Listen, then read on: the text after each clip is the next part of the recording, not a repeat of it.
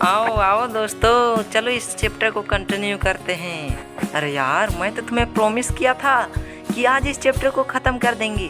तो चलो, मैंने अपना प्रॉमिस पूरा किया। इस वीडियो में इस चैप्टर को पूरा कंप्लीट ही कर देता हूँ। Reach for the top part 1 का एपिसोड 2 है। एपिसोड 1 नहीं देखे हैं तो डिस्क्रिप्शन में लिंक है, जाके देख लीजिए। तो हम लोग पिछले एपिसोड में देखे थे कि संतोष का हॉस्टल अरावली हिल के ठीक पास में है और वो देखती है कि बहुत सारे लोग उस पहाड़ में चढ़ते हैं फिर अचानक गायब हो जाते हैं। तो उसके दिमाग में एक सवाल उठ रहा था कि आखिर ये लोग जाते कहाँ हैं। अरावली हिल में चढ़ते हैं, उसके बाद अचानक गायब हो जाते हैं। तो उसने तय किया कि मैं एक दिन जाके देखूंगी कि आखिर क्या माजरा है। तो उसने एक दिन जाके पूछा लोगों से कि आप लोग कहाँ जाते हैं। तो उन लोगों ने बताया कि हम लोग इस पर्वत में चढ़ने जाते हैं। तो वो पूछे कि क्या मैं आप सभी को ज्वाइन कर सकती हूँ। तो उन लोगों में से कोई भी ये नहीं कहा कि मत ज्वाइन करो, मत चढ़ो। उन लोगों ने उसे मोटिवेट किया कि हाँ, तुम इसमें चढ़ सकती हो, तुम्हारे अंदर ये दम है कि तुम पहाड़ में चढ़ सकती हो और नया मुकाम हासिल कर सकती हो।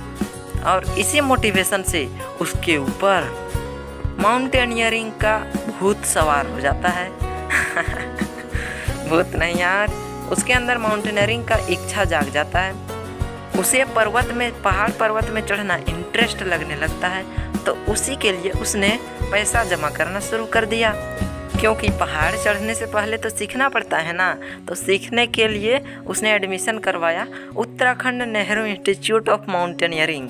ये एक उत्तराखंड में इंस्टीट्यूट है जिसमें पहाड़ पर्वत में चढ़ना सिखाया जाता है। और जैसे हमें स्कूल में पढ़ना सिखाता है, उसी तरह से वहाँ पहाड़ में चढ़ना सिखाया जाता है। भाई, पढ़ने से तो मुक्ति मिल गई उसे। तुम्हें तो पता ही होगा कि वे जयपुर में पढ़ने के लिए गई थी। अब देखो कहाँ ये माउंटेनियरिंग में पहुँच गई। तो भाई, उसका एग्ज़ाम 19 अप्रैल को होना था, तो 19 मई में किसी कारण से हो गया और 21 मई को उसे उत्तराखंड जाना था। अब तो वे चक्कर में पहुँच गई कि भाई कैसे किया जाए, क्योंकि 2 दिन में घर भी जाना, उसके बाद उत्तराखंड जाना। भाई, घर में यानी घर में पूछने के बाद ही ना कहीं पर एडमिशन करवाया जाता है। तो यार, मरता क्या नहीं करता। उसने तय किया कि पापा को एक लेटर भेजेगी। उसमें क्या लिखा रहेगा कि पापा, मैं आपसे बिना पूछे उत्तराखंड के नेहरू इंस्टीट्यूट में एडमिशन करा लिया है, क्योंकि मुझे माउंटेनियरिंग करना है। तो ये उसने लेटर भेजा। तो पापा भी उधर से कुछ नहीं कहे कि चलो ठीक है कह के उसके बाद उसने 21 तारीख को उत्तराखंड पहुंच गई। उसके बाद उसने एडमिशन ले लिया। अब एडमिशन हो गया, उसके बाद उसका ट्रेनिंग शुरू हो गया। ट्रेनिंग करती गई। उसके बाद जब 1 साल हुआ, तो भाई साल में जैसे हम लोग का फाइनल एग्ज़ाम होता है ना, तो उसी तरह से उसका भी एक्सपीडिशन होता है। एक्सपीडिशन सिमिलर भाषा में बोले तो ट्रिप, यानी पहाड़ में चढ़ना होता है। भाई, कितना मज़ा आता प्रैक्टिकल करने के लिए। हमें तो हमेशा लिखना पड़ता है एग्ज़ाम, इसे मस्त एकदम प्रैक्टिकल करना पड़ता है।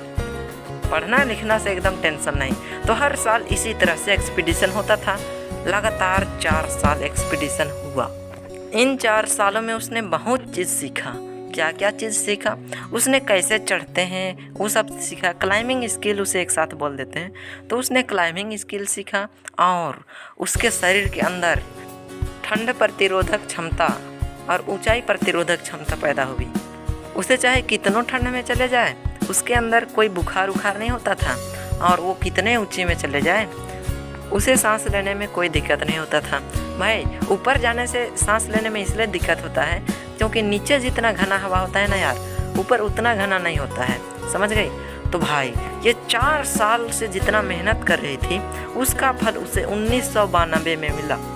1992 में उसका 20 साल हुआ और 20 साल में उसे क्या फल मिला भाई? बहुत बड़ा फल। वो फल है कि वो माउंट एवरेस्ट की ऊंचाई पर पहुंच गई।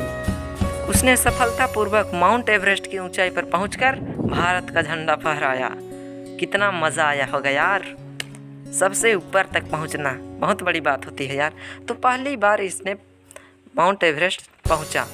20 साल में इतने ऊंचाई तक पहुंचना बहुत बड़ी बात होती है यार। और इसे देखकर इसके सीनियर्स इससे इम्प्रेस होने लगे।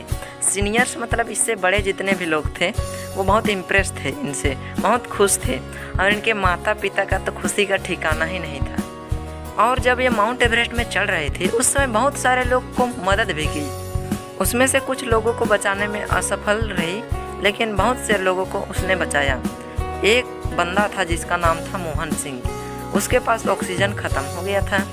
अब अगर ये ऑक्सीजन शेयर नहीं करती तो ये भी नहीं बच पाता, तो इसने रिस्क लिया और अपना ऑक्सीजन इसे दे दी और मोहन सिंह को बचा ली। अब बताओ भाई, किसी का जान बचाना सबसे बड़ा धर्म होता है, और इसी धर्म के कारण 12 महीने के अंदर अंदर इंडो नेपालीज वोमेन एक्सपीडिशन में ज्वाइन करने के लिए इसे ऑफर मिला। जब ऑफर मिल ही गया है तो इसने फिर गया उसमें। एक्सपीडिशन मतलब तो मैंने तुम्हें बताया ही था, ट्रिप यार, ट्रिप चढ़ने के लिए। तो ये वहाँ गई और क्या, तुम्हें तो पता ही है इसे सक्सेस मिल ही जाता है। पिछले बार की तरह अभी भी इसने सक्सेसफुल करके दिखाया, सक्सेस हो गई वहाँ चढ़ने में। तुम यकीन नहीं करोगे यार कि दो बार उसने माउंट एवरेस्ट को स्केल किया है, माउंट एवरेस्ट की ऊंचाई पर पहुंचा है। भाई इतने कम उम्र में इतना बड़ा सफलता हासिल करना कोई बच्चों का खेल नहीं है, और ये अभी भी बच्चा ही है।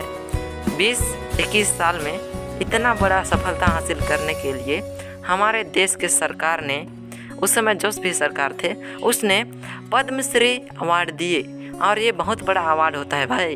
बताओ यार, पद्मश्री अवार्ड सिर्फ 20-21 साल में, कितनी बड़ी बात है भाई।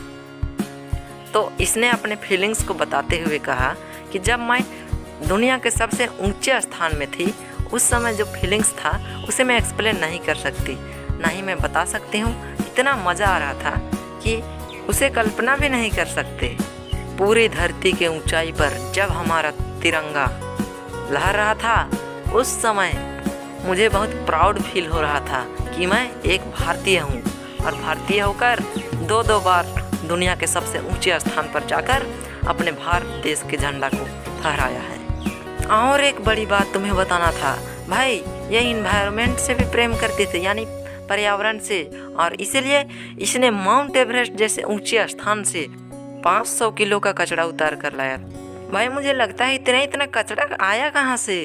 तो मेरे सर ने बताए थे कि लोग जाते हैं तो कुछ ना कुछ खाते होंगे ना, तो उसी का प्लास्टिक सब मिल के 500 किलो का कचरा हो गया होगा। तो मैंने फिर सवाल पूछा कि सर उतना कचरा को कैसे लाया होगा। तो मेरे सर ने जवाब दिया कि किसी भी चीज़ को ऊपर ले जाना तो आसान नहीं होता, लेकिन नीचे लाना बहुत आसान होता है। ऊपर चढ़ा के एक बार धक्का दे दो, आराम से नीचे आ जाता है। तो भाई ये थी पूरी स्टोरी। आई होप तुम्हें ये बहुत मज़ा आया होगा और तुम्हें भी बहुत मोटिवेट किया होगा। तो चलो मिलते हैं नेक्स्ट पार्ट में। आज के लिए तो बस इतना ही, बाय बाय। और यदि सब्सक्राइब नहीं किए हो तो सब्सक्राइब करके जल्दी से बेल आइकन को दबा दो, और हाँ, वीडियो को भी लाइक कर देना और कमेंट करके बताना कि तुम किस स्टेट से हो, मैं जानना चाहता हूँ यार। ठीक है।